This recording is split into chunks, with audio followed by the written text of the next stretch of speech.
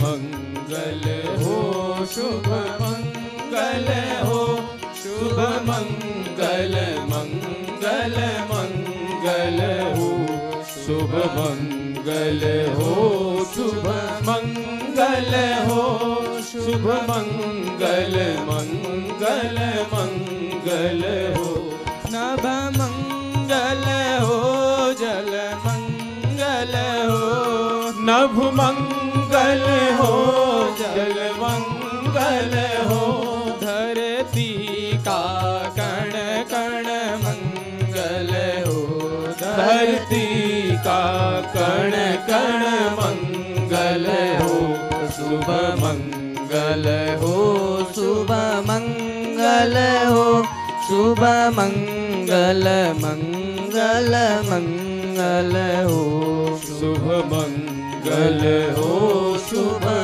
मंगल हो, शुभ मंगल मंगल मंगल हो, दिन मंगल हो, निशि मंगल हो, दिन मंगल हो, निशि मंगल हो, जीवन का हर क्षण मंगल हो, जीवन का हर क्षण मंगल हो, शुभ मंगल हो, शुभ मंगल हो, शुभ मंगल मंगल मंगल हो, शुभ मंगल हो, शुभ मंगल हो, शुभ मंगल मंगल मंगल हो, तन मंगल हो, मन मंगल हो, तन मंगल हो, मन मंगल हो, श्रम से अर्जित धन मंगल हो, श्रम से अर्जित धन मंगल हो, शुभ मंगल हो, शुभ मंगल हो, शुभ मंगल मंगल मंगल हो, शुभ मंगल हो, शुभ मंगल हो, शुभ मंगल मंगल मंगल हो, मति मंगल हो, गति मंगल हो, मति मंगल हो, गति मंगल हो, मानव की हर कृति मंगल हो, मानव की हर कृति मंगल हो, शुभ मंगल हो, शुभ मंगल हो, शुभ मंगल मंगल मंगल हो, शुभ मंगल हो, शुभ मंगल हो, शुभ मंगल मंगल मंगल हो, शुभ मंगल मंगल मंगल हो, शुभ मंगल मंगल मंगल हो।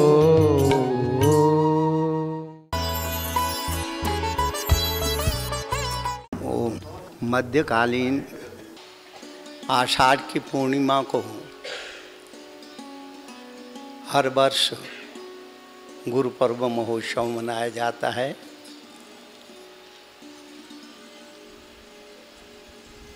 गुरु पर्व मनाने का उद्देश्य क्या है?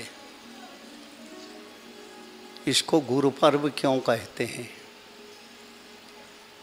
हमारी भारतीय संस्कृति कृतज्ञता की संस्कृति है। भारतीय मनीषियों ने समाज को एक सूत्र में बांधने के जो व्यवस्थाएं दी हैं,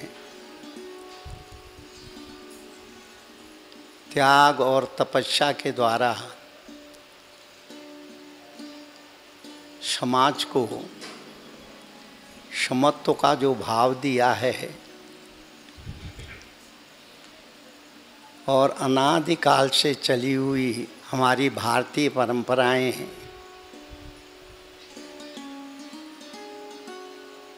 संतों के प्रति हमेशा कृतज्ञता ज्ञापन करती आई है।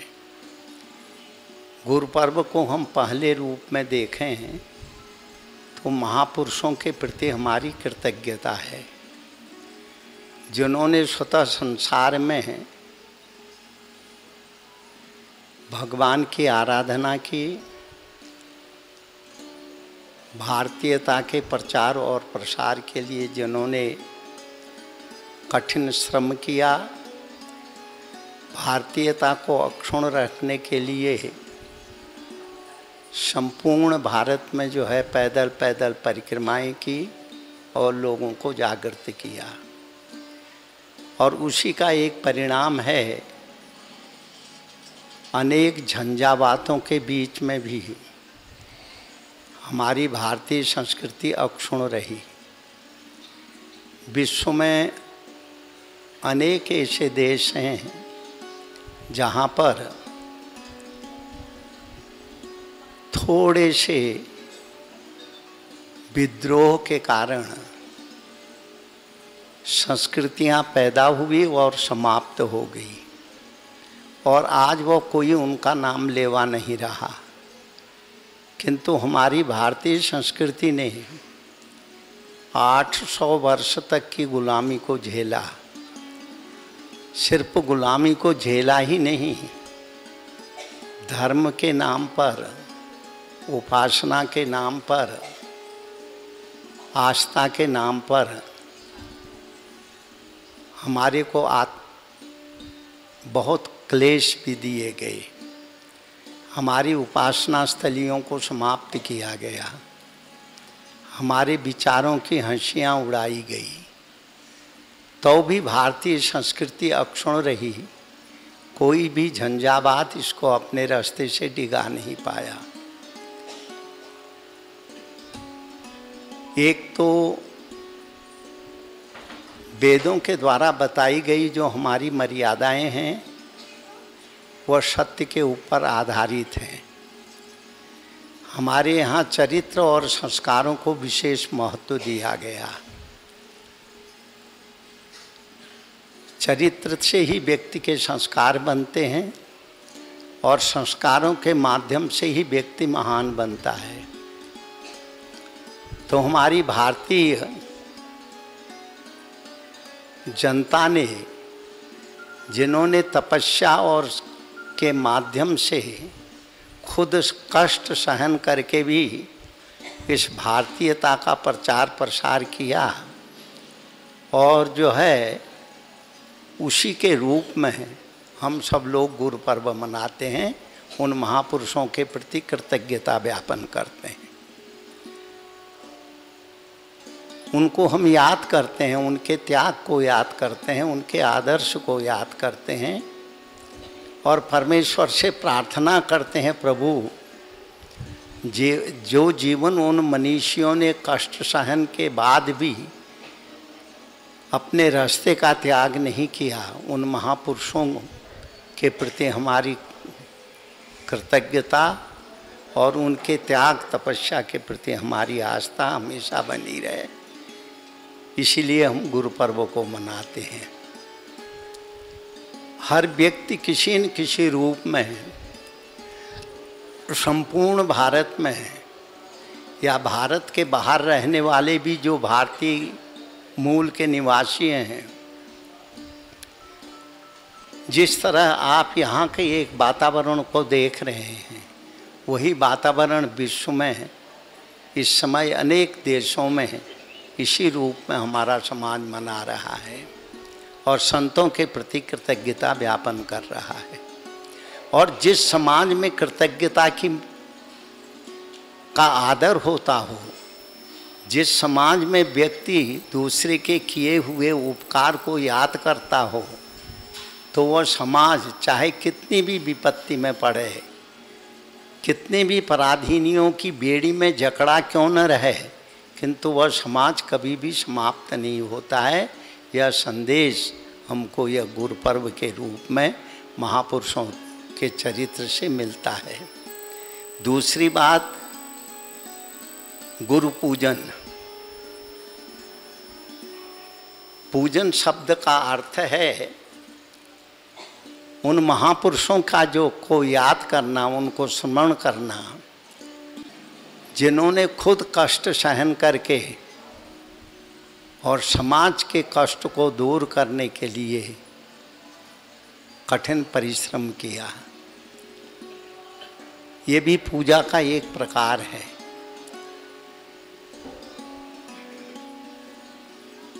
तो गुरु पर्व हमको एक संदेश देता है, जिन्होंने हमारे लिए कुछ किया उनके प्रति हम कृतज्ञता ज्ञापन करें।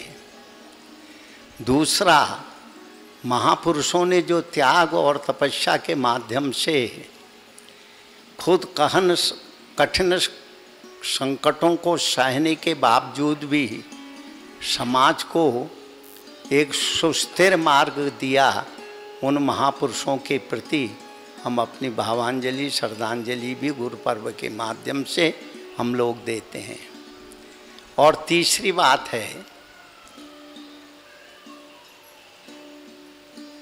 इस गुरु पर्व को हम व्यास जी की भी स्मृति में मनाते हैं। व्यास जी ने 18 पुराणों की रचनाएं की। उन महान महान महापुरुषों की उन पुराणों में उनके चरित्र का चित्रण किया और जनता उनको श्रवण करने मात्र से जनता के अंदर की जो अविवेकता थी वह दूर हो करके जनता एक अच्छे वातावरण में जीने लगी और जनता ने बुराइयों को छोड़ करके अच्छाइयों को ग्रहण करने की प्रेरणा उन पुराणों के माध्यम से हमको मिली। आप लोग जब मंदिर में प्रवेश करते हैं तो आप गेट के बाहर अंदर आते ही आपको जहाँ नटराज जी की मूर्ति है वहाँ पर आपको 3 शब्द लिखे हुए मिलते हैं। पहला शब्द है अशुतो मा सद्गमय। हे परमेश्वर, हमको असत्य से सत्य की ओर ले जाओ। अशुतो मा सद्गमय, असत्य मार्ग से हमको सत्य मार्ग की ओर ले जाओ, ये प्रार्थना है। और दूसरी बात है तमसो मा ज्योतिर्गमय, हम अंधकार से प्रकाश की ओर जाएं। अंधकार जीवन के लिए बड़ा घातक होता है। आज वर्तमान समय की जो परिस्थितियां निर्मित हुई हैं, चाहे राष्ट्र में हो, चाहे परिवार में हो, चाहे व्यक्तिगत व्यक्ति के जीवन में हो, जो अशांति का कारण है, परस्पर संघर्ष का कारण है, वह अंधकार ही है।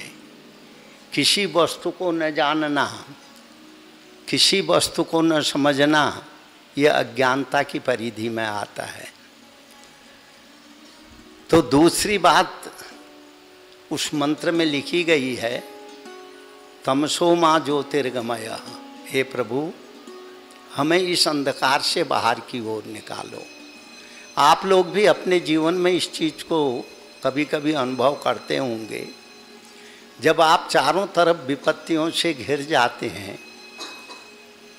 अशांति का माहौल आपके जीवन में आ जाता है, मन हमेशा उथल पुथल मचाते रहता है, तो वैसी परिस्थिति में आप बहुत काल तक नहीं टिक के रह सकते हैं। अगर उसको रोका नहीं गया तो उसकी परिणति क्या होती है? डिप्रेशन, अशांति। डिप्रेशन उसका एक लक्षण है। तो उस अशांति से बचने के लिए, अंधकार से बाहर निकलने के लिए साधक भगवान वेद के मंत्रों के माध्यम से यह प्रार्थना करता है, तमसो मा ज्योतिर्गमय। हे प्रभु, मेरे को इस अंधकार से बाहर करो। आप लोग भी अपने जीवन में इस चीज़ को सोचे होंगे, समझते कभी आपके जीवन में वह क्षण आए हों जब चारों तरफ से आप अपने को अशांत महसूस करते हैं, आपकी सोचने की क्षमता क्षीण होने लगती है, तो जो है मन संकल्प और विकल्प के ऐसे प्रवाह में बह चलता है जिसको संभालने का कोई उपाय नहीं रहता है। उस समय व्यक्ति घबराया हुआ सिर्फ एक परमात्मा से ही प्रार्थना करता है, प्रभु इस अंधकार से मेरे को बाहर निकालो, या इस विपत्ति से मेरे को बाहर निकालो। विपत्ति भी अंधकार का ही एक स्वरूप है। जहाँ पे विवेक काम नहीं करता है वह सब अंधकार की परिधि में आता है। पहले तमसो मां ज्योतिर्गम असतो मां सद्गमय पहला मंत्र है। असत्य से हम सत्य की ओर जाएं। असत्य जीवन में बड़ा घातक होता है। आप लोगों के भी जीवन में बहुत से विवेकशील व्यक्ति ऐसे होते हैं, अगर कहीं उनसे अन्याय हो गया और असत्य मार्ग में वो लोगों ने कभी पैर भी रखा हो या असत्य मार्ग का वो अनुसरण करते हों, तो जब उनके अंदर में बोध होता है तब वो घबराने लगते हैं, मैंने अपने जीवन में एक बहुत बड़ी गलती की है। ऐसे हम लोगों को भी यदा कदा बहुत से भ्रमण काल में ऐसे लोग मिलते आए। ये कहता है महाराज जी मैंने जान के कभी भी कोई पाप नहीं किया, किंतु मेरे से एक बहुत बड़ी गलती हुई। एक अपराधी को बचाने के लिए, और मेरे को मालूम था कि इस व्यक्ति ने अपराध किया है, इसके अपराध के कारण एक परिवार बहुत दुखी हुआ है, बल्कि बहुत कष्ट में पड़ गया। जब मेरे से पूछा गया तो मैंने उसका साथ दिया और मैंने ये बोला कि मैं नहीं जानता हूँ कि ये व्यक्ति ऐसा कर सकता है, किंतु वो व्यक्ति किया था, किंतु किसी कारणवश, किसी प्रलोभनवश या उसकी शक्ति को देख करके मैं खुद भयभीत हुआ, इसका साथ दिया। पर वो बात तो आई गई हो गई, किंतु आज तक मैं उस असत्य से के तरफ कभी भी थोड़ा भी सोचता हूँ तो मेरा मन विचलित हो जाता है। मैं उस अशांति के दौर में पहुँच जाता हूँ और चित्कार करती हुई वह परिवार जो निर्दोष था उसका चेहरा मेरे सामने आता है तो मैं अपने आप को क्षमा नहीं कर पाता हूँ। एक कहानी है ये हर एक के जीवन में ये वस्तुएं आती हैं, इसको हमेशा ख्याल रखना चाहिए। तो इसलिए असतो मां सद्गमय, हम असत्य से सत्य की ओर जाएं। तमसो मां ज्योतिर्गमय, अंधकार से प्रकाश की ओर जाएं। जब तक अंधकार रहेगा तब तक हम ठीक रास्ते पर नहीं चल पाएंगे। तीसरी बात कहते हैं मृत्योर्मा अमृतंगमय, हम मृत्यु से जीवन का वर्ण करें। मृत्यु बड़ी भयावह स्थिति होती है। हर कोई जानता है कि जीवन में मृत्यु अनिवार्य है, और महापुरुषों ने भी ऐसी बातें कही हैं, जो उपजय सो विनिश्यो पर्यो काल के फंद। जिस समय माँ के गर्भ से यह जीव बाहर आता है अकेला नहीं आता है, एक सूक्ष्म आकृति उसके पीछे पैदा होती है जिसको हम काल कहते हैं। ज्यों ज्यों लड़का बढ़ते, ये संतान बढ़ते जाती है, लड़का बढ़ते जाता है, त्यों त्यों वह जो है आकृति भी उसके साथ साथ बढ़ते जाती है। किंतु लड़के का शरीर बढ़ता है, वह आकृति उसके शरीर को क्षीण करते जाती है। ये प्रकृति का नियम है। जो उपजय सो विनिश्यो पर्यो काल के फंद, जो भी पैदा हुआ उसकी मृत्यु निश्चित है। यह सब कोई जानते हैं, पर मृत्यु से भयभीत भी बहुत होते हैं। तो यहाँ भगवान वेद कहते हैं मृत्योर्मा अमृतंगमय, हे प्रभु, हमें मृत्यु से अमृत की ओर ले जाओ, हमें मृत्यु का भय न लगे, किंतु हम एक अच्छा जीवन जी सकें, यह हमारे ऊपर कृपा करो। तो यह संदेश संतों ने, यह संदेश महापुरुषों ने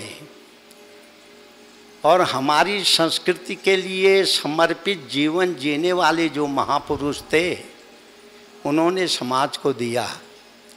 उसका परिणाम ये हुआ कि 800 वर्ष की गुलामी के बावजूद भी आज हम अपने आप अपने अस्तित्व को बचाने में सक्षम हुए हैं। तो वह महापुरुषों की त्याग और तपस्या का ही फल है, अच्छे विचारवान लोगों की त्याग और तपस्या का फल है। तो उन्हीं महापुरुषों के प्रति हम लोग कर्तव्यता व्यापन करने के लिए ही गुरु पर्व मनाते हैं। और हम जब धार्मिक पुस्तकों में जब भगवान के विषय में पढ़ते हैं तो हमें स्पष्ट एक संकेत मिलता है।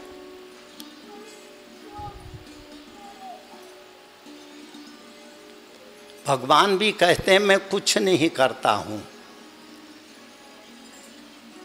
मेरे से संत जो करवा देते हैं, अच्छे व्यक्ति जो मेरे को निर्देश देते हैं, या अच्छे व्यक्ति जो मेरे लिए कष्ट सहन करते हैं, भले ही उनको कितना प्रताड़ित किया जाए तब भी वो मेरे ऊपर अविश्वास नहीं करते हैं। उन व्यक्तियों की सुरक्षा के लिए ही मैं प्रकट हो करके उनके कष्टों का निवारण करता हूँ। यह हमारे लिए एक उपदेश है, हमारे लिए एक दृष्टि है। इसलिए आज जो भारतीयता अक्षुण है और भविष्य में भी रहेगी, तो ये महापुरुषों का ही त्याग और तपस्या का फल है। और उन्हीं को आज हम गुरु पूर्णिमा के महोत्सव में उनकी की हुई अच्छाइयों को याद करते हुए उनके प्रति हम कृतज्ञता ज्ञापन करते हैं। और जिन्होंने धार्मिक ग्रंथों के माध्यम से, पुराणों के माध्यम से, कथानकों के माध्यम से, सतुपदेश के माध्यम से समाज को सतमार्ग में ले जाने के लिए प्रेरणा दी, समाज को उपदेश दिया, समाज को सतमार्ग में चलने की प्रेरणा दी, उनकी स्मृति में भी यह गुरु पर्व मनाया जाता है। माँ नर्मदा जी के अहेतु की अनुकंपा से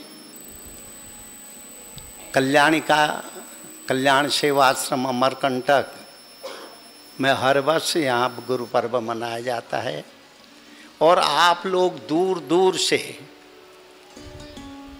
मैं तो ये भी देखा 2 साल तक भारत का विश्व एक तरह से थम गया था, पूरा विश्व थमा हुआ था, कोई कहीं नहीं जा रहा था।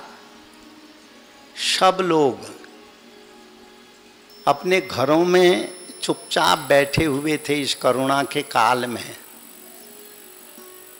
उस समय भी लोगों ने इन महोत्सवों को छोड़ा नहीं, श्रद्धा से, प्रेम से वो लोग जहाँ भी संतों के आश्रम होते थे, जहाँ महोत्सव मनाया जाता था, अधिक संख्या में नहीं तो भी वहाँ पर पहुँच करके संतों के प्रति कृतज्ञता ज्ञापन करने के लिए पहुँचते थे। यह हमारी भारतीय सोच और समझ का परिणाम है।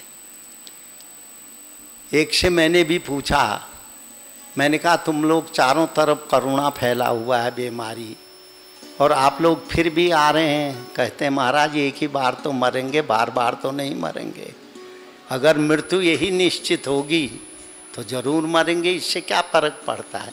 देखो बात बहुत छोटी है पर इसमें एक गांभीर्य, एक विश्वास है। मरना तो निश्चित है ही। अगर इसी करुणा ने हमारी मृत्यु लिखी होगी तो उसको कोई मेट नहीं सकता है।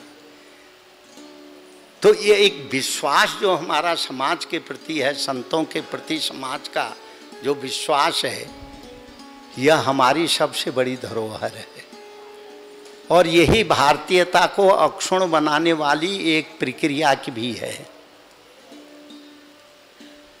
भारतीय समाज विश्वास के माध्यम से ही अपने को सुरक्षित रख पाया। जहाँ महासंहार का समय भी था, हिंदुओं को सुनियोजित ढंग से अपमानित करने का एक दौर चल रहा था, उस समय भी हिंदू समाज अपने आप में जीवित रहा, इसी विश्वास के कारण रहा। तो अब भी हम लोग, आज भी हम लोग यहाँ पे गुरु महोत्सव मना रहे हैं, गुरु पूर्णिमा महोत्सव। आप लोग दूर दूर से आए हैं, आप लोग सब खूब खूब बधाई के पात्र हैं। इस अवसर में भी एक तो यातायात की व्यवस्था, तो भी आप लोग कष्ट सहन करके इन दुर्गम स्थानों में आकर के महापुरुषों का संदेश सुनते हैं और यहाँ आकर के गुरु पर्व महोत्सव मनाते हैं। पर एक बात याद करने की चीज़ है, एक हमारे पथिक जी करके एक अच्छे संत हुए हैं, उन्होंने एक कविता लिखी है, उसका एक पंक्ति मेरे को याद है।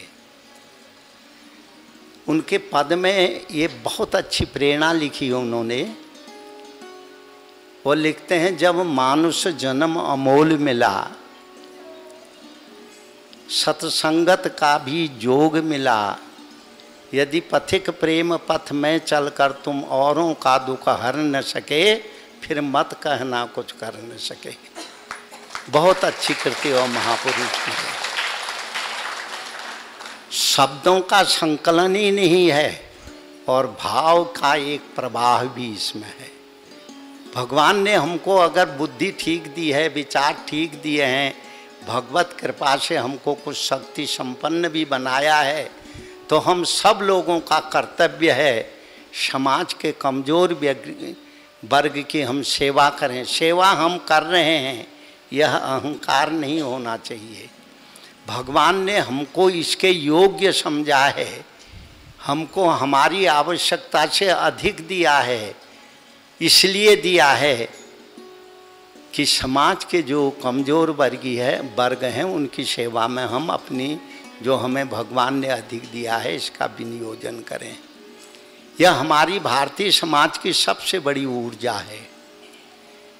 विश्व में कोई भी ऐसा संप्रदाय नहीं है, प्रचलित धर्म नहीं है जो दान को विशेष महत्व देते हैं। वो दान को भी डोनेशन कहते हैं। डोनेशन का अर्थ होता है हम तुम्हारे लिए जिस बात को कह रहे हैं उसकी प्रगति के लिए, उसके कार्य को दृढ़ करने के लिए आप हमको डोनेशन दो। इसका अर्थ डोनेशन का ये है। पर हमारे यहाँ डोनेशन शब्द नहीं है, हम कहते हैं दूसरों के दुख को दूर करने के लिए, दूसरों के कष्ट के निवारण के लिए, समाज के असहाय वर्ग की सेवा के लिए अगर भगवान ने तुमको कुछ दिया है तो उनकी सेवा में उसको अर्पित करो। क्योंकि हमारा भारतीय चिंतन, हमारा भारतीय दर्शन हमेशा इस ओर प्रेरित करता है कि खुद अच्छे भोगों को भोगने के लिए धन का अर्जन मत करो, किंतु समाज में बांट चूट के खाने के उद्देश्य से, दूसरे की सहायता के उद्देश्य के लिए तुम इस कार्य को करो। ये हमारी भारतीयता, हमारे भारतीय महापुरुषों का संदेश है। इसको आप लोग, हम देखते हैं, इस आप लोगों ने आज से, जब ये आश्रम यहाँ नहीं था उस समय भी बहुत से लोग यहाँ आते होंगे जो बुढ़े हो गए हैं, आज भी आते हैं। तो हम तो ये देखते हैं आश्रम की प्रगति, आश्रम में अच्छे कार्यों का उत्तरोत्तर वृद्धि होना, उन कार्यों का निर्वाहन करना जो आश्रम के द्वारा हो रहा है, वह सब आप लोगों की शक्ति के माध्यम से ही हो रहा है, आप लोगों के सहयोग के माध्यम से हो रहा है। आप लोगों की उदारता के माध्यम से हो रहा है। इसलिए परस्पर भावयंत श्रेयो परमवास्यत, परस्पर, क्योंकि जब ब्रह्मा जी ने सृष्टि की रचना की तो उन्होंने देवता और मनुष्यों को दोनों को बुला करके समझाया। पहले मनुष्यों से कहा देवान भावयतानेन, हे देवताओं मनुष्यों तुम अपनी भावनाओं के द्वारा देवताओं का यजन करो, देवताओं की पूजा करो, अच्छे व्यक्तियों की प्रशंसा करो। ते देवा भावयन्तव, तुम्हारी इस अभ्यर्थना, तुम्हारी सद्भावना से प्रसन्न वो हुए वह देवता लोग। ते देवा भावयन्तव, वह देवता लोग तुम्हारी भावनाओं से प्रसन्न हो करके तुम्हारी प्रगति के लिए तुम्हें आशीर्वाद देंगे। श्रेयो परमवास्यत, तुम भी प्रगति करोगे, वह मनुष्य भी प्रगति करके परस्पर विश्व बंधत्व की भावनाएं जो हमारी भारतीय संस्कृति का सिद्धांत है उसमें दोनों सफल हो जाओगे। हमारी भारतीय संस्कृति कृतज्ञता की संस्कृति है।